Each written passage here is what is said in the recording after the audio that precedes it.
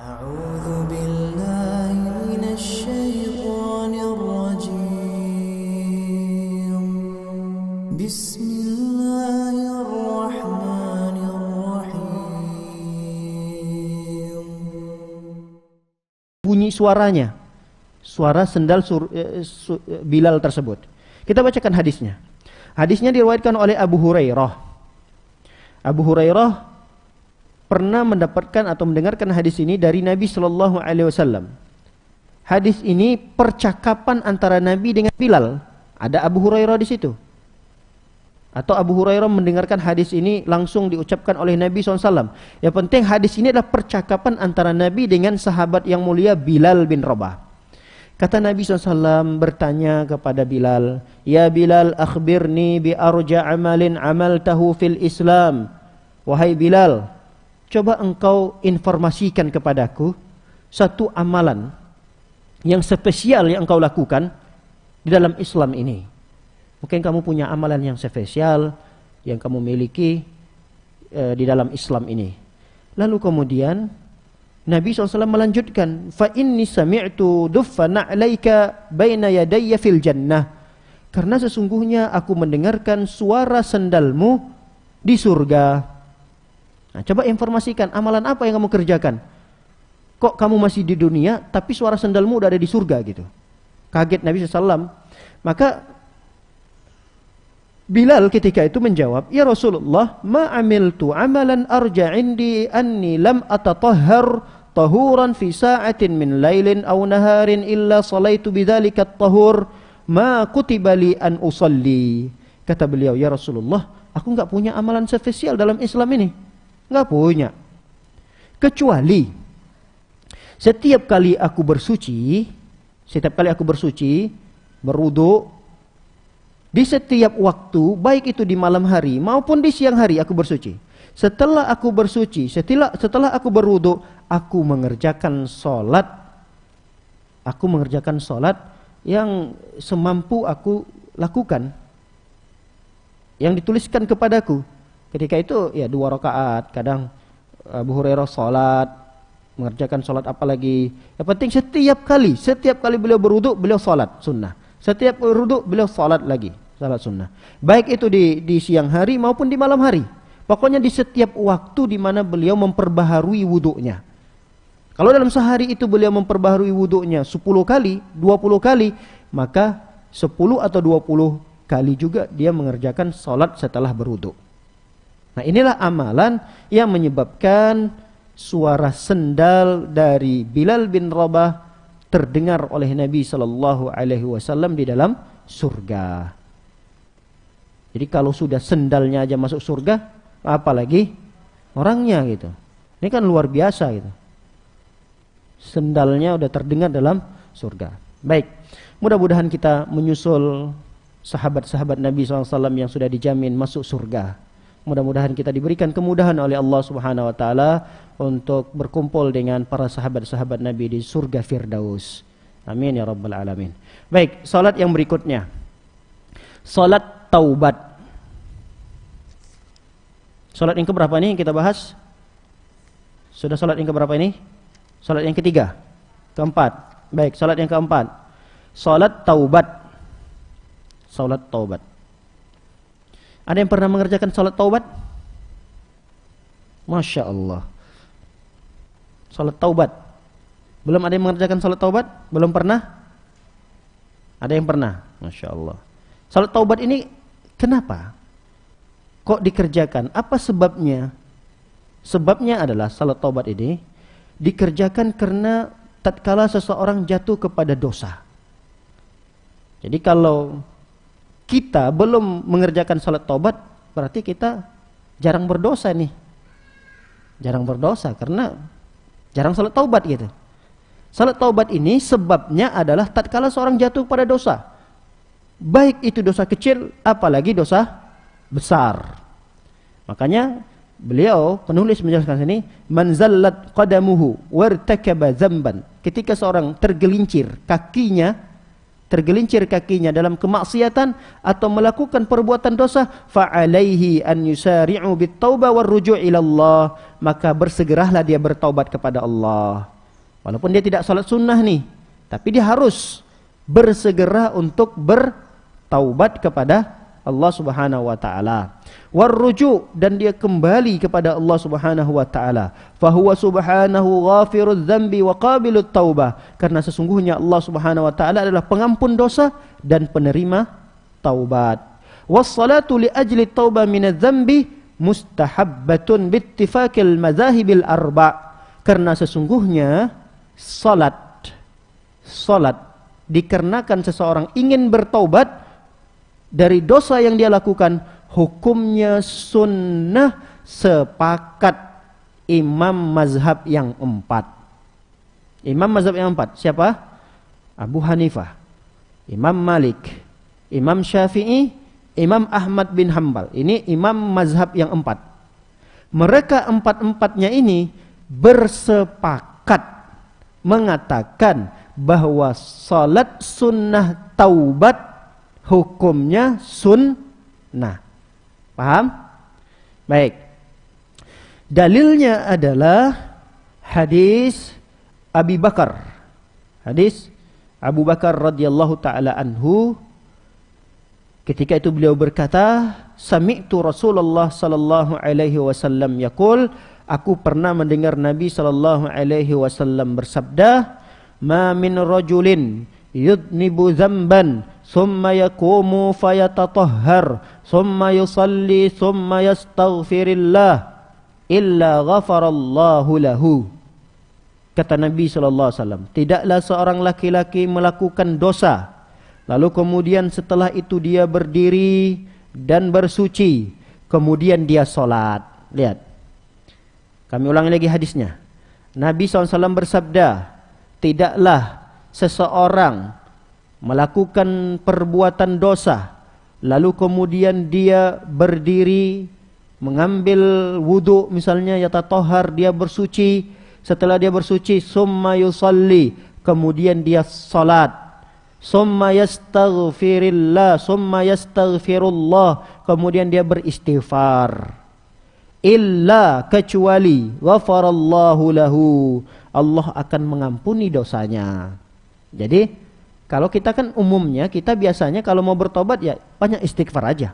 Istighfar, astagfirullah. Kita menyesali perbuatan itu. Kemudian ada iktikad, azam yang kuat untuk tidak mengulangi dosa itu. Itu kan yang biasa kita lakukan. Tapi terkadang kita jarang mengamalkan sunnah ini. Selain kita beristighfar, usahakan sebelumnya sholat dulu. Makanya kata para ulama, ini sholat apa namanya? Ya udah, sholat taubah. Hadis ini menjelaskan tadi, Rasul mengatakan tidaklah seseorang melakukan dosa lalu kemudian dia berdiri. Dia kemudian berdiri di sini ya bersegera ngapain? Berwudu. Setelah berwudu, salat. Setelah salat baru kemudian istighfar. Apa janji Allah Subhanahu wa taala dari lisan Rasul tadi? Niscaya Allah akan mengampuni dosanya tersebut. Lalu kemudian Rasul membaca firman Allah. Apa firman Allah? Walladzina idza fa'alu fahishatan aw zalamu anfusahum dzakarullah fastaghfaru lidzunubihim. Kata Rasul SAW membaca firman Allah dalam surah Ali Imran ayat 135. Kata Rasul membaca firman Allah tersebut, dan orang-orang yang melakukan fahisyah. Fahisyah itu kekejian, dosa. Ketika mereka, orang-orang yang melakukan perbuatan dosa, au zalamu, atau mereka melakukan kezaliman.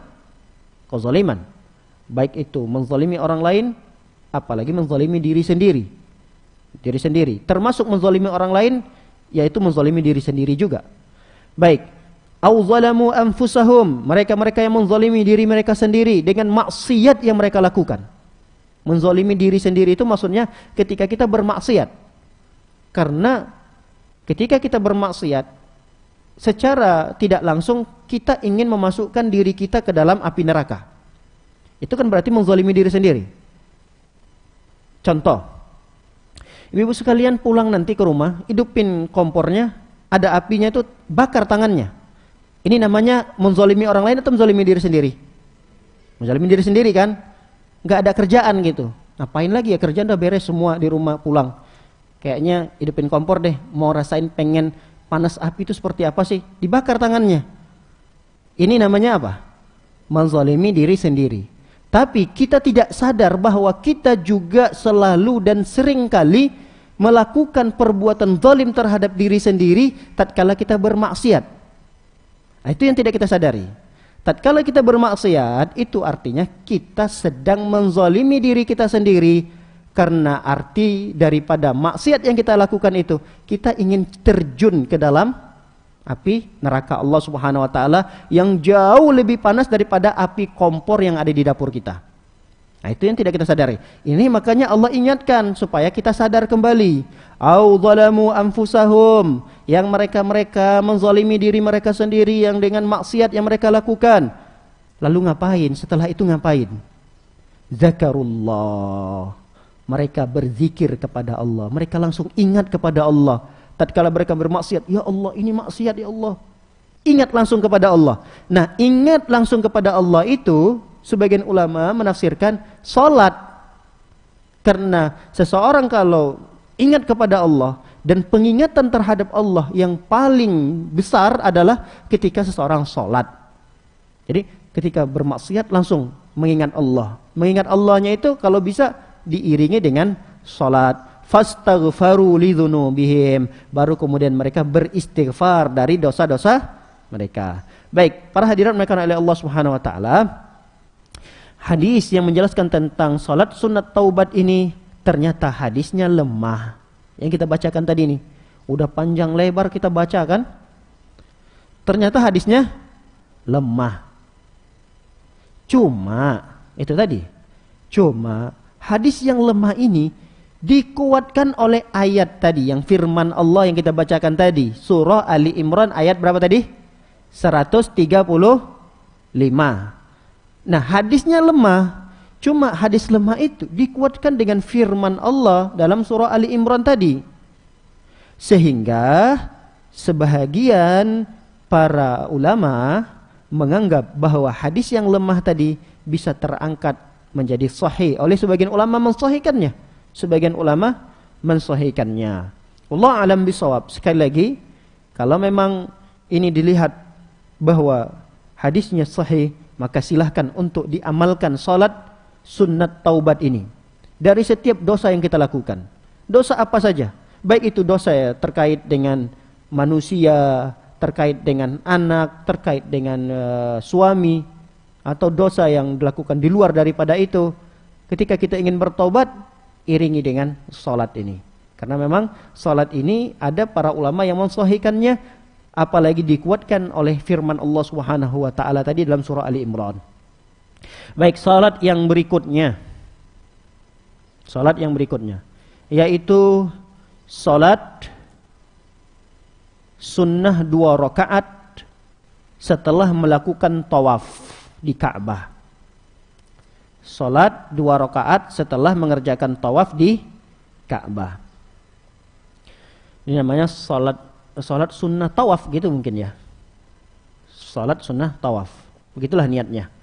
Baik, salat sunnah ini hukumnya sunnah menurut pendapat sebahagian besar ulama. Mengatakan salat setelah tawaf ini adalah sunnah. Tapi bukan tawaf kalau kita manasik ece-ecean ya. Misalnya kita sedang manasik untuk umroh di mana gitu, di belakang sekolah itu ada Ka'bah tuh. Ada Ka'bah. Nah, ini kalau kita belajar tawaf, habis itu jangan sholat beneran. Enggak. Ya dimaksud dengan sholat sunnah tawaf ini di dekat Ka'bah. Nanti di belakang makam Ibrahim. Di belakang makam Ibrahim. Baik. Sebagian ulama yang lainnya menganggap bahwa salat setelah tawaf ini wajib. Di antaranya adalah pendapat Abu Hanifah, mazhab Hanafi. Tapi jumhur ulama mengatakan sunnah. Salat 2 rakaat setelah tawaf di belakang makam Ibrahim. Lalu 2 rakaat tersebut surah apa saja yang dianjurkan untuk dibaca? Di rakaat pertamanya baca surah Al-Kafirun, dan di rakaat kedua baca surah Al-Ikhlas. Baik. Bolehkah salat ini dikerjakan di waktu-waktu terlarang? Boleh, tidak ada masalah. Karena kalau sudah berada di dua tanah suci, khususnya di Masjidil Haram, itu tidak ada waktu terlarang untuk mengerjakan salat. Enggak ada. Walaupun salat yang dikerjakan salat mutlak. Salat mutlak itu salat yang enggak ada sebabnya. Pokoknya pengen salat aja. Assalamualaikum, assalamualaikum, salat lagi, assalamualaikum, salat lagi. Kenapa? Karena memang dispesialkan tempat ini untuk memperbanyak ibadah. Apalagi kita datang dari jauh nih. Ongkos mahal, belum lagi mengorbankan waktu. Sayang kalau tidak memfokuskan ibadah di sana. Maka Rasul SAW berpesan, kata Nabi SAW, Ya Bani Abdi Manaf, la tamna'u ahadan tafa bihadzal bait. Wahai keluarganya Abdul Manaf. Keluarga Abdul Manaf itu keluarga yang mengurusi urusan masjid ini. Pengurus-pengurus masjidnya lah. Dulu di zaman Nabi SAW. La tamna'u, jangan sekali-kali kalian menghalangi, mencegah seorang pun yang tawaf di Ka'bah tersebut. Wa shalla, jangan kalian halangi siapapun orang yang salat ayyata sa'atin sya'a, di waktu apapun, kapanpun mereka pengen salat, biarkan saja mereka salat. Baik itu di malam hari maupun di siang hari. Jadi tidak ada waktu terlarang untuk mengerjakan salat sunnah di Mekah. Beda kalau kita di masjid-masjid yang lain. Misalnya Masjid Al-Ikhlas ini. Kita kalau udah selesai mengerjakan salat-salat yang ada sebabnya, kita pengen mengerjakan salat mutlak, habis waktu asar udah selesai. Enggak ada lagi salat mutlak. Kalau sudah kita berada selesai di waktu mengerjakan salat subuh, udah enggak ada lagi salat mutlak ada lagi. Tapi kalau di Mekah itu enggak ada larangan. Habis salat subuh ini, kita udah capek, zikir udah ngantuk. Daripada kita ngantuk, tertidur, untuk menghilangkan ngantuk, saya mau sholat aja deh. Padahal sholat yang dilakukan itu nggak ada sebabnya. Pengen sholat doang, saya mau sholat deh. Dan dia lakukan sholat itu di waktu terlarang, maka tidak mengapa. Jadi ada pengecualian, waktu-waktu terlarang itu hanya di luar dari Masjidil Haram ini. Adapun di Masjidil Haram, waktu terlarang itu tidak berlaku. Baik, para hadirin dimuliakan oleh Allah Subhanahu wa taala, ada satu salat lagi yang di flyer sebenarnya sudah tercantum ini. Salat kusuf, salat gerhana. Cuma pembahasannya agak panjang ini. Sepertinya kita tunda saja atau seperti apa nih? Kita tunda ya. Tapi kalau saya mau bahas diringkas, kita ringkas saja lah ya. Ada di sini 3 lembar. 3 lembar itu berarti 6 halaman. Baik, kalau kita ringkas secara ringkas bahwa salat gerhana ini salat mungkin tidak asing lagi lah. Tidak asing lagi sebenarnya di pengetahuan kita bahwa salat gerhana ini ada salat gerhana matahari, ada salat gerhana bulan. Salat gerhana matahari ya dikerjakan di siang hari karena matahari terbitnya ya, di siang hari. Cuma ada sedikit perbedaan pendapat para ulama terkait salat gerhana matahari dengan salat gerhana bulan. Karena salat yang sering dilakukan oleh Nabi Shallallahu Alaihi Wasallam itu adalah salat di siang hari, salat gerhana matahari berarti. Jadi kalau salat gerhana malam itu hampir jarang dilakukan oleh Nabi Shallallahu Alaihi Wasallam secara berjamaah, mungkin secara sendiri-sendiri dilakukan itu. Makanya nanti kita lihat penjelasan para ulama, kalau dia salat gerhana matahari, jumhur ulama mengatakan dia sunnah dan dikerjakan secara berjamaah. Tapi kalau dia salat gerhana bulan, ini ada beberapa pendapat. Dia memang sunnah, sunnahnya muakkadah, dikerjakan berjamaah. Ini pendapat yang pertama. Pendapat yang kedua mengatakan bahwa salat gerhana bulan hukumnya sunnah tapi tidak dikerjakan secara berjamaah. dia sama seperti sholat sunnah biasa, sholat sunnah setelah wudhu tadi, sholat sunnah setelah kita ingin bertaubat. Jadi sama seperti sholat sunnah yang lain yang dikerjakan secara sendiri-sendiri. Jika itu adalah sholat peristiwa gerhana bulan. Kenapa? Alasannya, sebagian ulama mengatakan alasannya karena kalau udah di malam hari itu udah repot. Orang udah capek gitu. Di siang hari orang udah capek beraktivitas, udah kerja.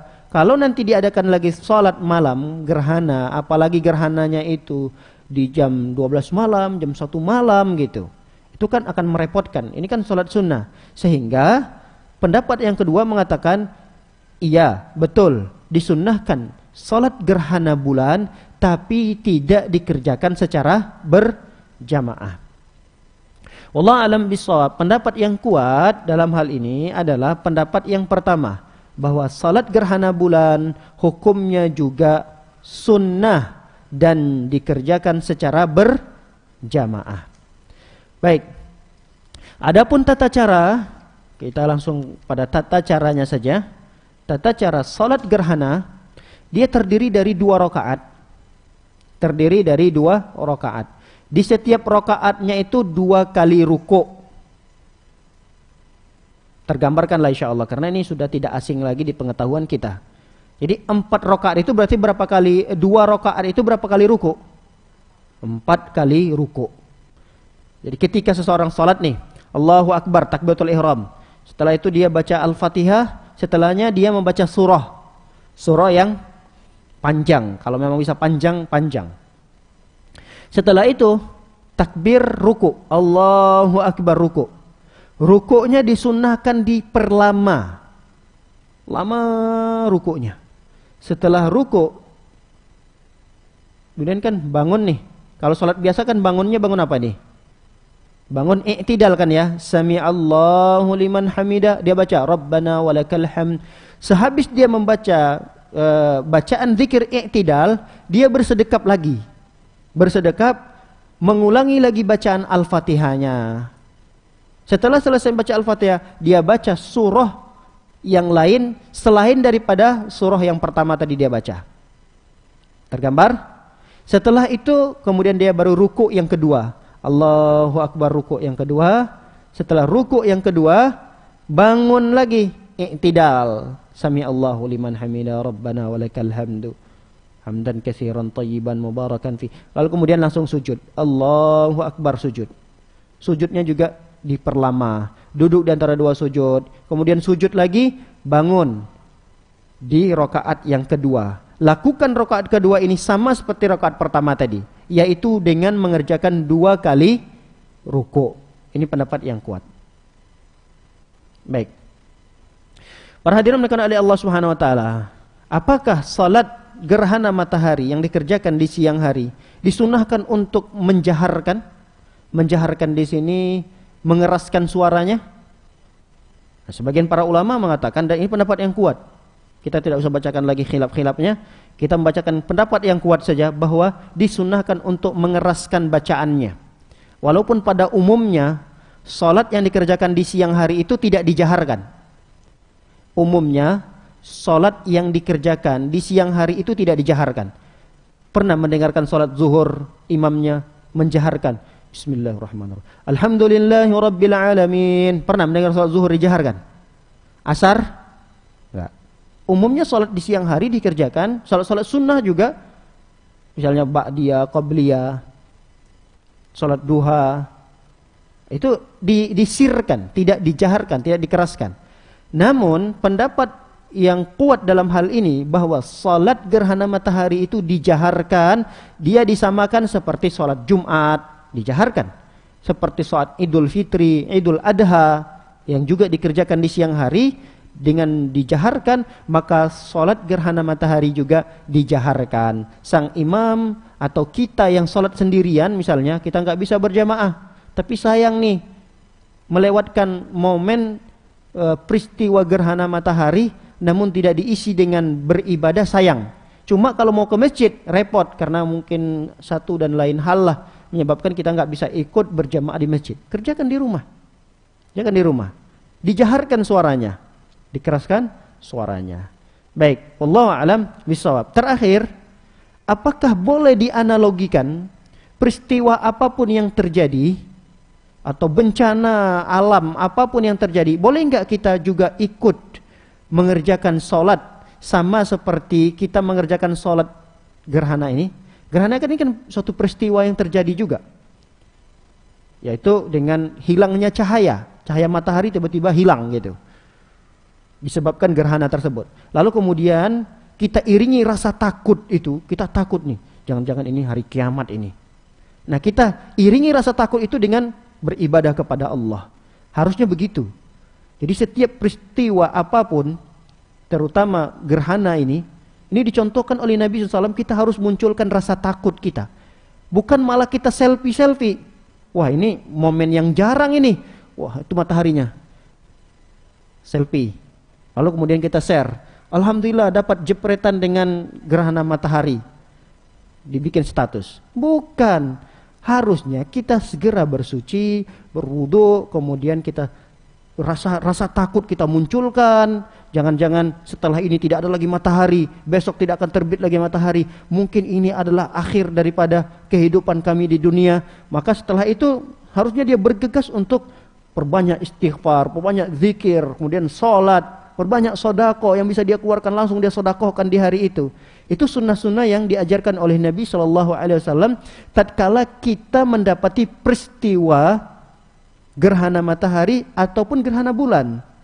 Jadi kalau kita ingin mengerjakan sholat gerhana di masjid, itu apa yang kita bisa bawa dari harta kita, bawa aja. Ya, uang ada langsung diinfakkan, diberikan kemana. Karena kita nggak tahu, bisa jadi itu adalah hari kiamat.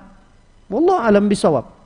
Nah, rasa khawatir yang begitu besar itu yang menjadikan kita termotivasi untuk semangat beribadah, jadikan itu semangat kita semakin besar untuk mendekatkan diri kepada Allah Subhanahu wa taala.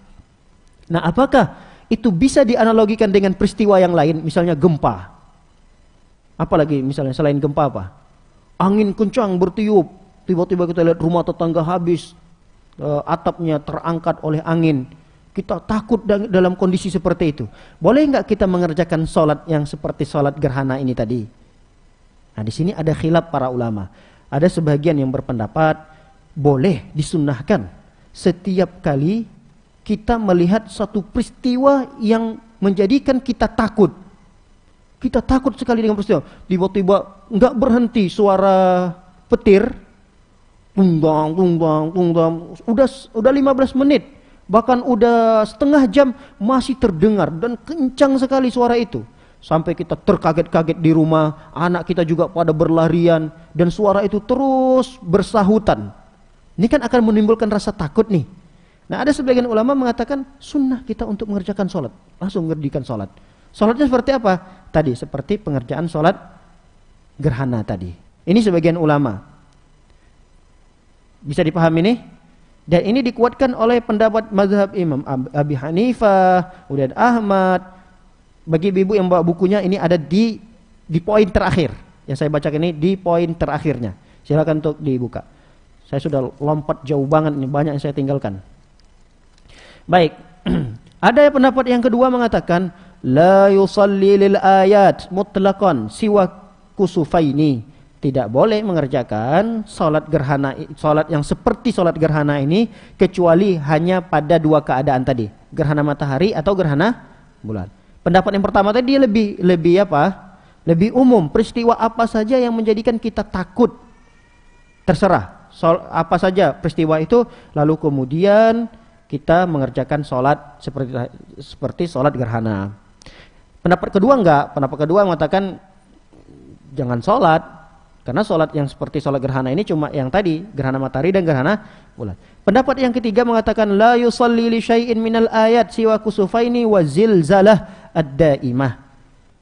Tidak mengerjakan sholat seperti sholat gerhana tadi kecuali pada 3 kondisi saja.